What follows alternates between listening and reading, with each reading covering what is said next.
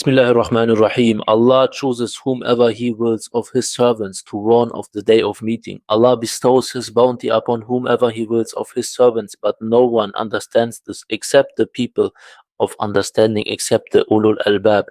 Allah chooses whomever He wills. This is His decision. This is not our decision. This is not the decision of the shuyukh, of the ulama.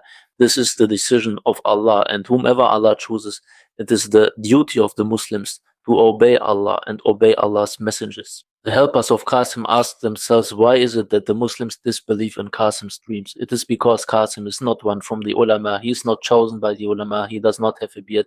He is not a learned man. He is not from the shuyukh. He is not from the awliya. He is not among the Shia people.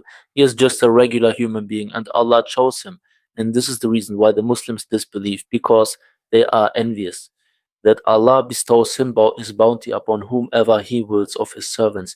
The same way, those helpers, they are envious of Habibatullah Ruqayya, because Allah chooses whomever He wills, and Allah chose someone who is actually higher than Muhammad Qasim in rank with Allah, and they are envious of Allah's choosing.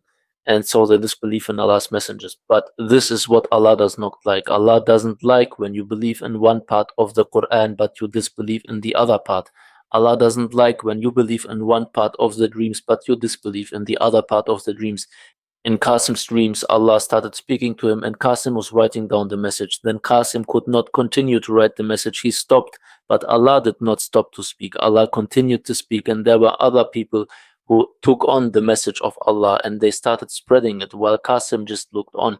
Now, this part of the dream, the helpers disbelieve in it, and Allah does not like this, because Allah gives many signs everywhere. Signs are absolutely everywhere, and Allah doesn't like when you just take one part and you disbelieve in the other part. Now, when Qasim in reality stopped to share Allah's messages in his dreams, who were the people who continued to share Allah's messages? Even his helpers stopped sharing Allah's messages. Even his helpers stopped. So who were the people who continued?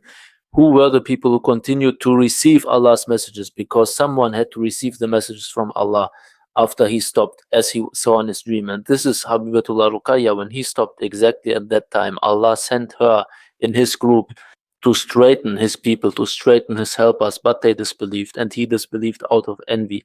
And this is the truth of what happened. And we are still sharing Allah's messages. She is receiving Allah's messages in her heart. Allah is speaking to her in her heart. And the witnesses are sharing Allah's messages. And this is what you do not like, because you do not like that Allah chose someone else. You do not like that Allah chose someone who's not from your ulama, who's not from your shuyukh, who's not your imam.